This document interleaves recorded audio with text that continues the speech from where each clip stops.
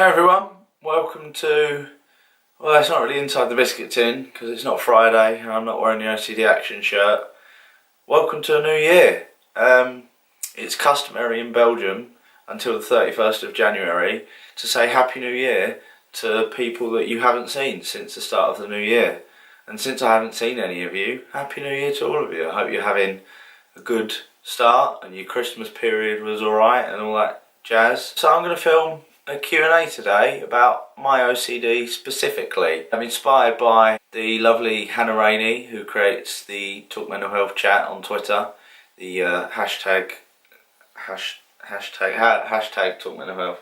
You know what I'm on about. So yeah, she wanted to know a bit more about OCD and my OCD in particular, and then a few other people did as well. So I'll just go through some questions from them, and if you've got any questions yourself, just whack them in the comments below and I'll answer it as best I can, or find me on all of my social media stuff. You know where it is by now. If not, just go to my about page, it's all there, but I'll put it all below anyway, you know the score. So question number one. Now this is quite a common question that I get when asked about my OCD, and Hannah wants to know, I've got quite a few tattoos, does my OCD cause me problems when I'm getting inked? No, but that was only after researching about the process of getting a tattoo, picking a tattoo artist that I felt comfortable with. I mean, I've been tattooed by a few different people now, but I have one main tattooist. Shout out to Emma Von B up at Hello Sailor Tattoos. I'll put all their stuff down in below, up in Blackpool. So no, it's very hygienic, it's incredibly clean and sterile. You know, I have had to mention once to Emma when she was drawing out on the stencil and it fell on the bin that the needles go in. And although she cleans the bin and all of the bins are clean, I said, look, could you please do another stencil? And she was really, really good. She's lovely, Emma, and she just did me a new one. And I had to speak up, even though I felt really like, oh, I don't want to say anything because it's embarrassing, because it's going on my skin and it's going to be on my skin and on my body for life. So I didn't want to, I couldn't leave that with any sort of feelings of doubt about it. It doesn't really bother me. It's something that I know I'm comfortable with. I know I keep it clean and I wash, I wash the tattoos properly after, and I put the bepanthen cream on and I make sure I take care of them. And initially I was worried, I think, like anyone, but they're so addictive. I've got 25 now, and I'll put a link to my tattoo video below as well. But yeah, they're addictive. Once you get one, I think unless you hate it, you won't be able to stop. They're like Pringles. Once you pop, the fun don't stop. So question number 2 is also from Hannah. So Hannah has, like myself and many others, read The Goldfish Boy, which is a wonderful, wonderful, wonderful book. Amazing book, written by Lisa Thompson about a 12-year-old boy who's got OCD, and it's like a mystery novel, but the mystery is a sort of side story really. It's all about this boy's journey with OCD and his sort of diagnosis and stuff. So go and get that. I'll put all of that down below as well. I'll just, if I reference stuff, just look below, it'll be there. But go out, buy it, read it, it's amazing. I love it, Lisa. I love you for writing it. Thank you so much. Hannah said when she read The Goldfish Boy, she noticed that Matthew struggled with coming into contact with other people. Is this something that I've experienced? And for example, could she hug me at this year's Talk Mental Health meet? Yeah, this is something that I've experienced a lot. I have a massive fear when I meet new people of sort of skin-on-skin contact, for like example handshaking or hugs if there is going to be skin on skin. This is always there, I think. It's less so obviously through clothes, but I still have the worry that if I've worn clothes, I will go home and wash those clothes. And that even sometimes happens when I give my dad a hug or my girlfriend a hug or sort of family and that kind of thing. So yes, I will be worried about it. I probably will struggle with it, but I will compartmentalise that day. So I'm going to say, well, that day is special, that day can be set aside, I know I'm going to be coming home and washing my clothes, so it won't worry as much. And that's how I deal with a lot of my OCD symptoms, fears, worries, rituals, habits, routines, please give me a massive hug. And to everyone else at the Talk Mental Health meet, just give me a massive hug. It'll be so great to meet you all, especially you, Hannah. And that actually can join up with Laura Nuttall's question. Has your OCD and thoughts regarding contamination ever resulted in people who don't quite understand it feeling offended, i.e. thinking that I think they're unclean? Yeah, this is probably the hardest part of having my type of OCD, is that I can get quite easily stressed out and worried about other people and their behaviours and how my behaviours affect them.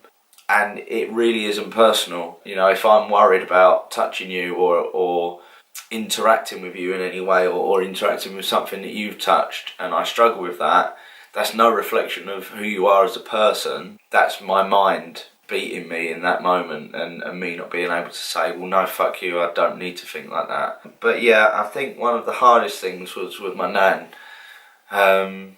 She really struggled because she was from a generation where OCD didn't exist, and if it did, you got on with it. There wasn't the kind of treatment or acknowledgement or sort of care given to it as there is now.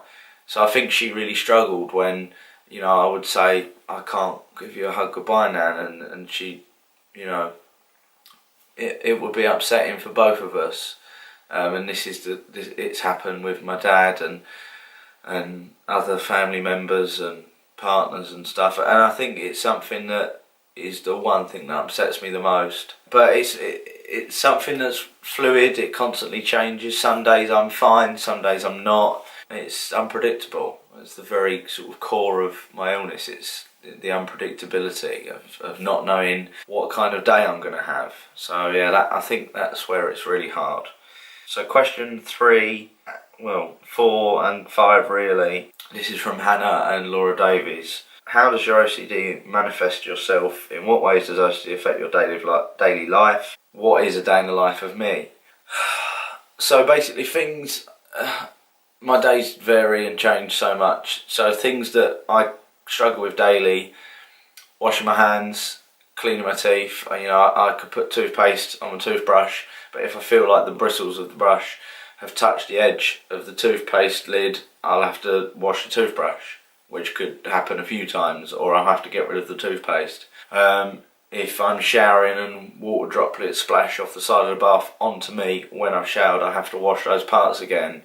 If I'm walking along anywhere in the street, I'm constantly looking at the floor for spit or dog shit or puddles or tissues or whatever could be on the floor, chewing gum, that kind of thing. I'm constantly aware of things in the air. You know, I think you'd visibly see it if you walked in a busy street with me, that I'm on edge. It's like tense and noticeable. I feel everything is sort of tangible. I sort of disassociate with what is real and what actually happens, and it just reverts to an autopilot, and my brain goes, oh well, this could happen. And instead of me going, but it might not, my brain goes, this could happen. Oh, okay, so it will happen. So life's really tough because it's kind of relatable to the whole spoony thing for chronic illness, where you have your spoons and you have to decide what you can and can't do, or what you do and don't do, and that takes up energy and what you physically are capable of. It kind of is the same for me, because I have to physically decide. For example, if people suggest going bowling, I can't, because I can't put my hands in the bowling ball. And then people say, well, what about using gloves? Well, if I put the gloves on but the gloves touch chewing gum or whatever, then people would not assume that chewing gum is going to be in the little 3-hole thing for the bowling ball, but I automatically think it will be in every single one. And obviously putting on the bowling shoes is just a no-go. So that kind of thing, I guess I'd sum it up by saying I can't just do something without thinking about it. Everything has a process, an order. Everything has a thought pattern that I go through of, can I do this? How will it affect me? What will I do if this happens? What will I do if that happens? But what if? That is my life. That is every day. And And that is why so easily I can fall back into staying inside, putting films on and not going out or reading or playing my PlayStation. That it's so insular, and it's really easy to just get back into bad habits. So yeah, that is unfortunately what my life is like. And some days, like I've said before, some days are great. Some days it doesn't affect me as much. Some days I'm bedbound because I just can't face the day, or I'm housebound because I just can't be bothered to deal with the heightened sense of worry, and it's like having constant anxiety attacks rapidly throughout the day, but all of the time, and it's really exhausting. It really is. And then not being able to sleep because my mind doesn't switch off just is like a horrible catch-22. Question number 5 or 6 from Hannah: does your OCD stem from a personal trauma or an event? Particular event, yeah. She said I didn't have to answer, but as I've mentioned, I'm sure I've mentioned in videos before or on my blog, basically through childhood sexual curiosity, experimentation, and then not actually acknowledging that that is a normal experience for someone to go through, and not being able to deal with that as a teenager, that was kind of a spark for my OCD alongside other factors. So that's kind of where it stems from, not being able to deal with thoughts about myself from when I was a kid. And you know, sex was part of my life from such an early age, and it's still such a taboo, which I think is wrong, because it needs to be talked about, because then kids grow up thinking that they've done something horrific or they've done something really wrong, and in actual fact it's a normal experience, and it normal again in inverted commas, because kids don't know what they're doing. Kids easily get confused. Kids haven't got a clue what they're doing is right or wrong, and if you don't address that as a responsible adult, parent, guardian, carer, whatever you are, to that child, then it can really harm them when they grow up. And I'm lucky that I've been able to talk to my dad and my mum about this as I've grown up, because I had a lot of problems for a long time of thinking that I was gay, and I've got nothing against the LGBTQ plus whatever else there is community at all, but I was mortified thinking I was gay for years, very much like Rose Brecher felt. And if you've not read her book Pure, please go and read it. I'm halfway through roughly. It's incredible. So yeah, I think that was the spark, really. That was kind of the little trigger for that. So yeah. Another question from Hannah: how old was I when I was diagnosed, and what was it that made me realise I needed a diagnosis? And then Laura said, what has recovery been like for me? This is Laura Davies. So I was 15 when I was diagnosed, and the diagnosis was quite a relatively easy process for me. I went to the doctor, and the doctor said, I think you've got OCD, and then we went through the diagnosis, and I was diagnosed with OCD. It all stemmed from school, problems at school, unavoidable, couldn't hide it anymore. School found out I wasn't going to school, I wasn't doing work. You can't run away from that fact, and it was right before my GCSEs as well. And they got my dad involved. They were brilliant, to be honest, and then I went to the doctors, and the diagnosis was great, really, because then I had something. I didn't think at the time it was great. I was like, oh my god, I've got something wrong with me, I'm fucked up, I'm crazy, I'm the only one. But then in time, and speaking to a counsellor and stuff, I learnt that I'm not, and I'm actually okay, and I'm going to be okay. And recovery is slow. It doesn't just happen overnight. I'd say it's like a glacier when it moves and moves and moves, and it only moves a bit each year, but it moves, and then suddenly you look back over 5 years and you think, God, look how far I've come. So I think from when I was completely bedbound and suicidal every day for 9 months between 2010 and 2012 to where I am now, today I just did my first day's work for OCD Action in the offices in London. So thinking then when I wanted to kill myself and thought there was no hope, to now working for a charity that helps young people, old people, people that have OCD and people that are affected by OCD, that's what can happen if you continually work at recovery. And you've got to believe that it exists, because it does. It's there is hope, always. And sometimes you need someone else's eyes, you've got to borrow someone else's brain. And you've got to listen to someone else and trust them, because your brain will lie. But you've got to know that you're okay and you're going to be alright. It does get easier. and the more forward steps you take, the less horrible it seems when you stumble backwards, because you're so far forwards and you've got the support and strength to pick yourself up and keep going again. So recovery is real and hope is real, and don't let that tell you any different, or anyone else, because it's real. And the last question is from Sophie, my girlfriend, and she wants to know, at what point in a relationship would you tell the person that you had OCD?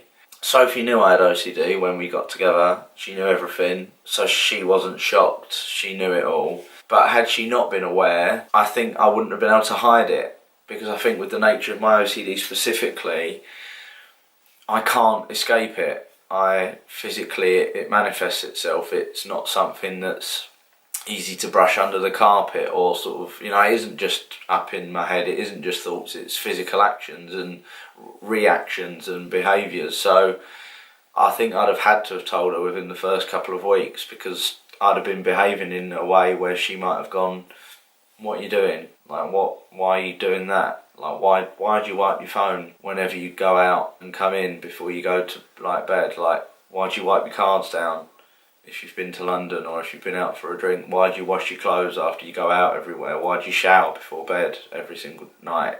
So it's that kind of stuff for me. Because it's my OCD, the video's about me specifically, I'd have told the person I was with pretty quickly, and I think you just got to bite the bullet, because if they care about you enough, they're going to stick with you, and if they don't, fuck them, you don't need them.